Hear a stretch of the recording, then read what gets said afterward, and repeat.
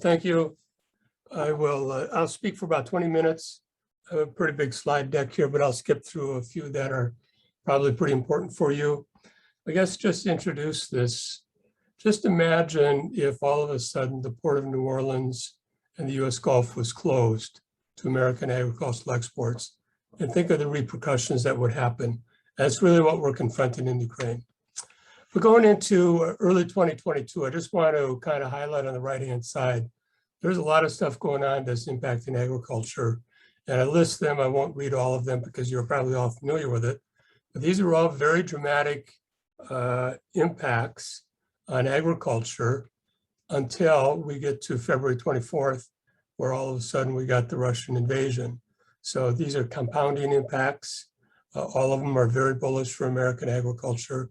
And it's a question of how we respond and how long they'll last. I guess I have to give an upfront call on this. I've been involved in Russia, Ukraine since the early 90s. I was hired by the US government to help them develop a privatized commodity marketing industry. I've been involved ever since then. I got a major award in 2012. And beginning in the early 2000s, I consulted for a US private equity company by the name of NCH Capital. And now I'm on their board of directors. And they're one of the largest farm corporations now in each of Ukraine and separately in Russia. So I'm kind of familiar with this, but no one's got a monopoly on the topic. But just to put it in perspective here, Russia has emerged and Ukraine has emerged from being kind of an importer prior to 2000 until now becoming a very dominant exporter. And you're all aware of that, but this just shows the dynamics of it, and they penetrate most of the world, including Mexico and some of our own markets. These are headlines we've seen in the past couple of years about the growth in Ukraine and Russia, respectively. Just, a few comments we have to understand going into this is Russia and Ukraine is known as the breadbasket of the world.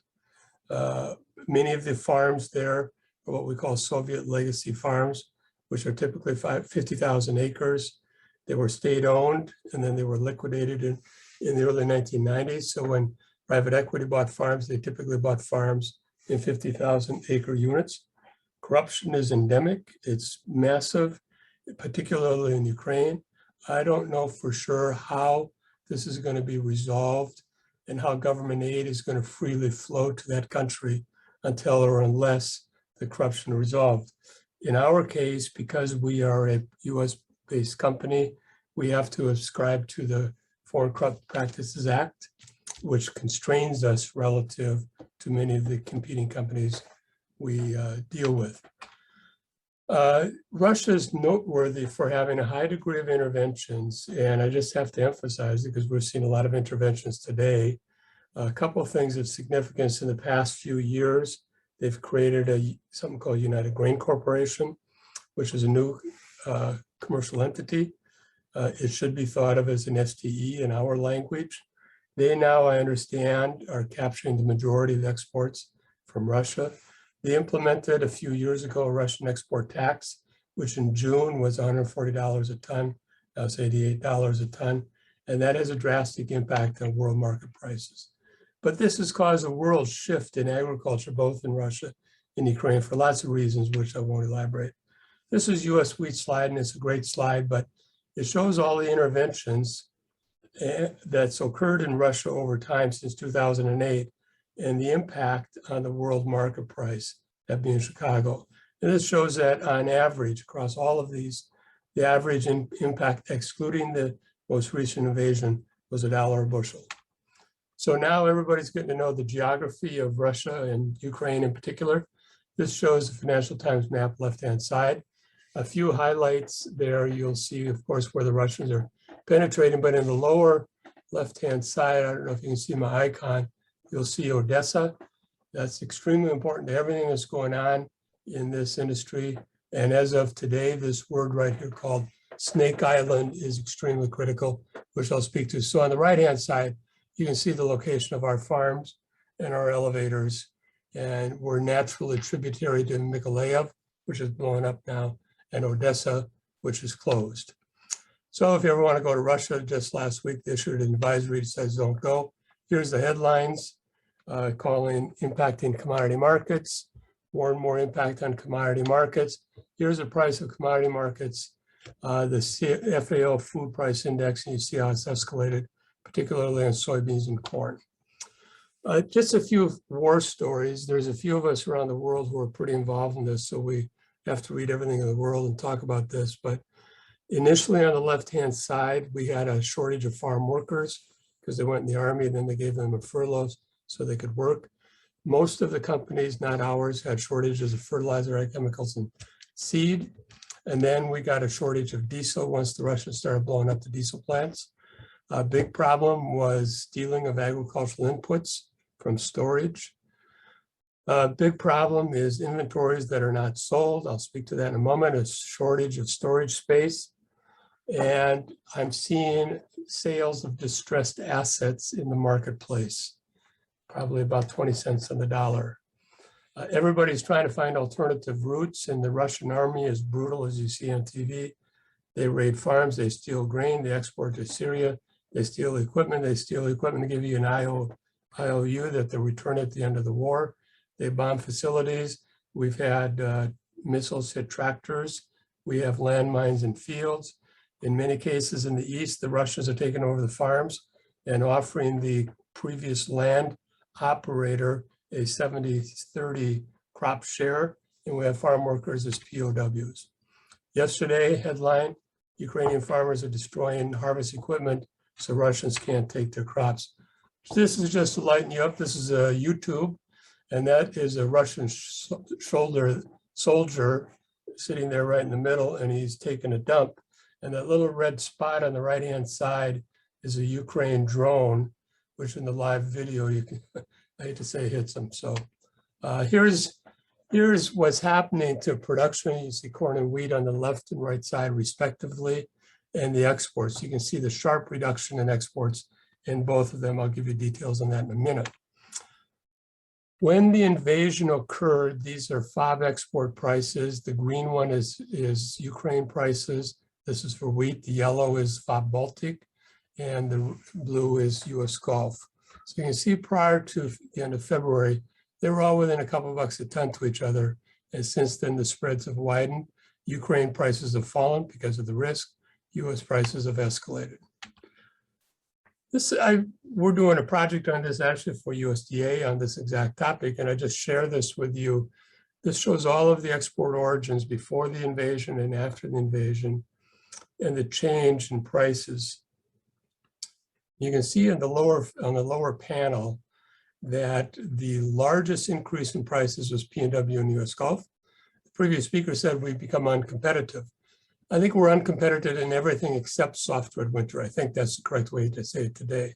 But we've been uncompetitive because those prices escalated, probably because the US domestic market wanted to keep the product here within the United States. But you can see the Ukraine wheat prices increased, but their increase was half of that of the US port areas. You can see Constanza, which is the alternative port that's emerging, and their price increase. So I want to talk about a few of the impacts that have occurred. And the first one is cash flows. So here's the critical problem. Well, the critical problem in the end of February, most every big farm had a lot of crop in inventory that could not be sold. That created immediate term cash flow problems. We had a huge amount of crop in storage that could not be sold because it was planning to go to Odessa and in rail cars. And that meant that many farms had reduced cash flow for inputs for the fall 22 seeded crops, which I'll speak to in a moment. And the logistics costs have escalated, which I'll speak to in a moment. And in many cases, people turn to barter. And in fact, we're paying farm leases with grain right now as we speak. The right-hand side shows the estimated cost of production, the market price of corn at Rennie on the Danube, and the shipping costs. You can see that it just doesn't make sense to grow crops at these types of price differentials. Yesterday, the Kyiv Post indicated that they were going to increase rail rates for the 2022 crop by 70%. And the reason that's occurring is because the cost of railroading has escalated, but they don't want to increase the cost to passenger traffic, so they're going to put it on freight. That's a huge deal. So the price to farmer. So I spoke to Igor on the weekend, and here's what he said to me. If you look on the left-hand side, at this moment, this actually follows a brokerage report that came out last Thursday in this country, that prices for corn to farmers in Ukraine is about $100 a ton. And the price at Constanza, which I'll show on the map in a moment, was $305. And those intermediate costs are deducted in the lower left-hand side, which results in a price to the farmer of $100 a ton. So they're getting 256 cents a bushel. That's less than their cost of production by about $50 a ton. If you want perspective, the normal interior basis in the production region of Ukraine for corn is 25 under. Today it's 390 under. So that's a drastic change. The other impact is that of storage. So there's a shortage of storage capacity. You know, we're blessed in this state, particularly we got 2 or 3 years of storage capacity. Ukraine always operates hand to mouth, and they've always typically only had 1 year of storage capacity. And so that's the big gap. So you can see on the upper right-hand side, my derivation, which would suggest that we're going to have deficit storage of about 27 million metric tons this current crop year. So everybody's looking at ground storage, bag storage, and others. Here's our president said last week, or June 14th, that he said that I don't know who's doing that, as we, as the US government, would be building storage along the border. We're going to build silos, temporary silos on the border of Ukraine, including Poland. Now, Biden said that we follow this with a microscope. We don't know exactly where the US is doing this. If they are, it may be that the Buffett Foundation, which is Warren Buffett's son, is contributed a sizable amount of money to build storage, yet to be determined how it's going to be distributed. So we'll see. So then we get this problem of alternative routes. So I'm going to show you a bunch of maps. We know geography now.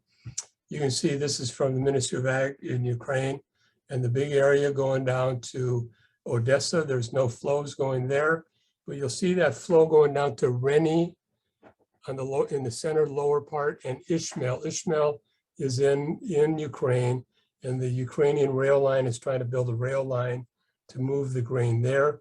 At the moment, it's going by truck to Reni, which is on the Danube River.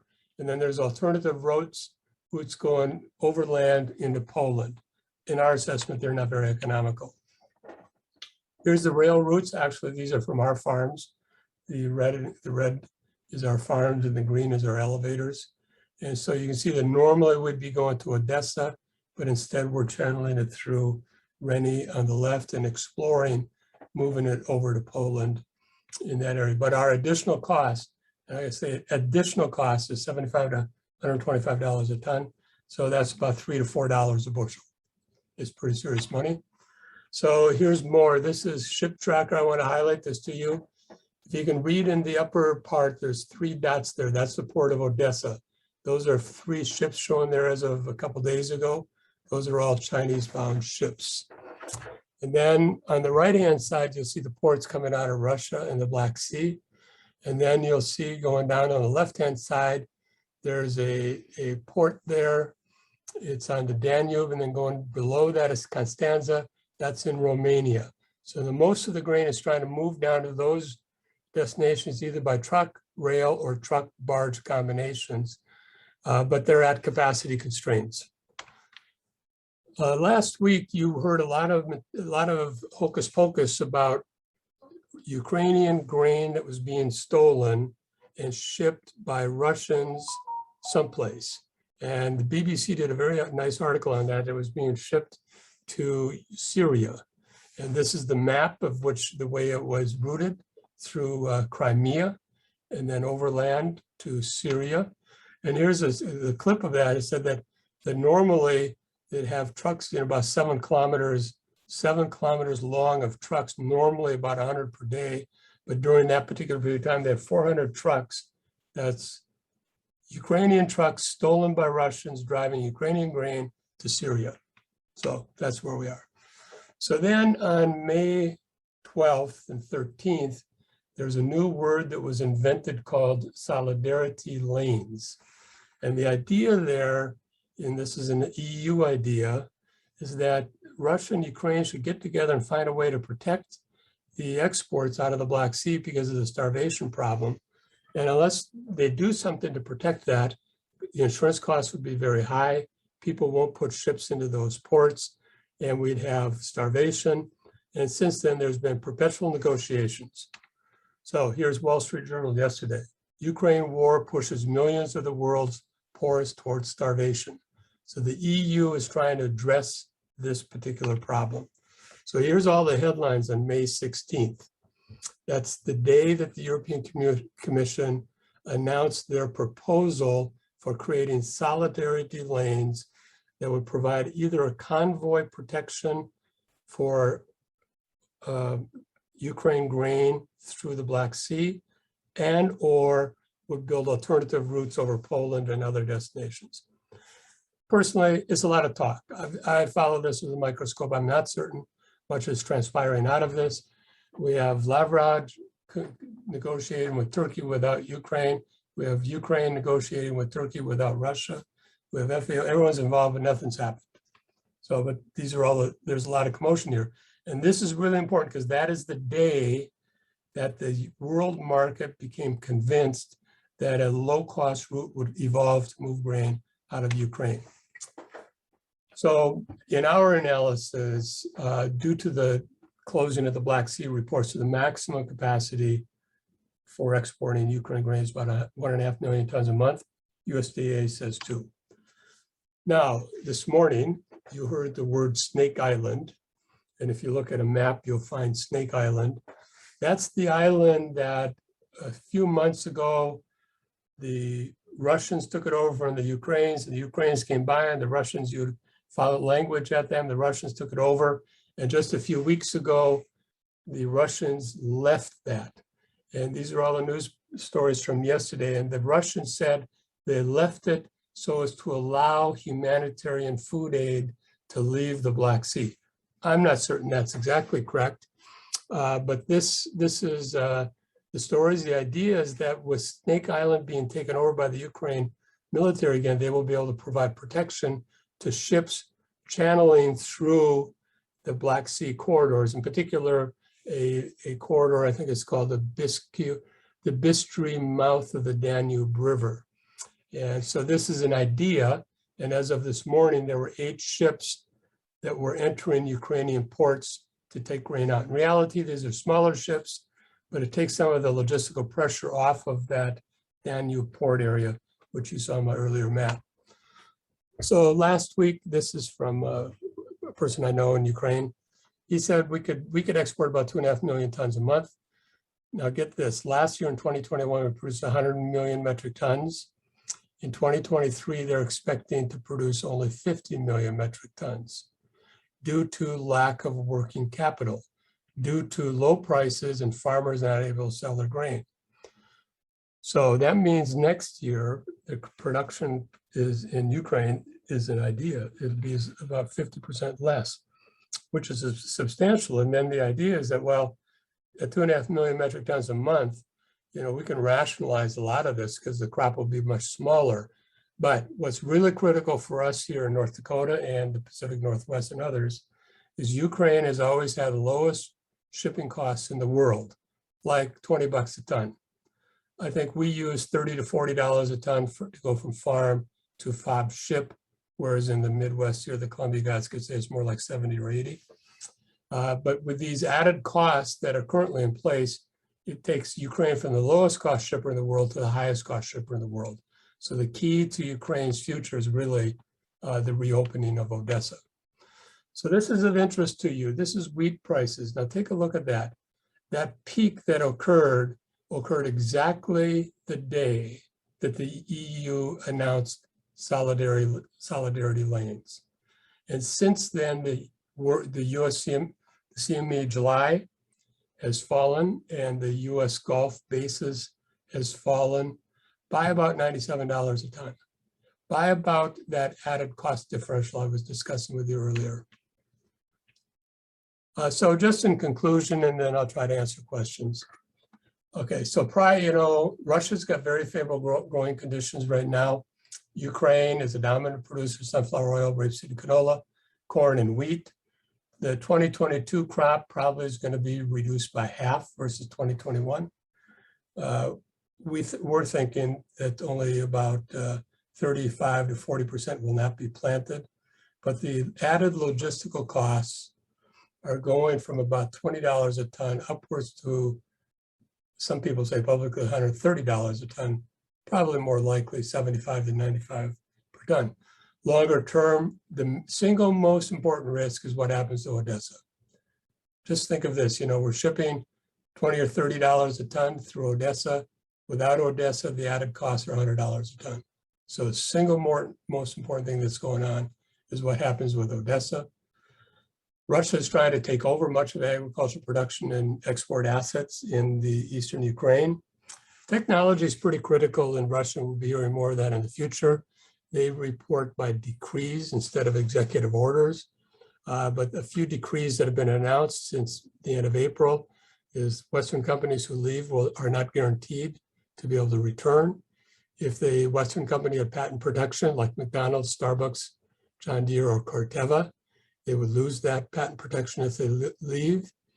If they reduce their access to Western ag technology, so they're going to be struggling to get access to Western ag technology, and those will be some pretty important issues. In the current crop year, not so much of a problem, but longer term, it will be a problem, I believe. I suspect that my own thought is we're going to evolve.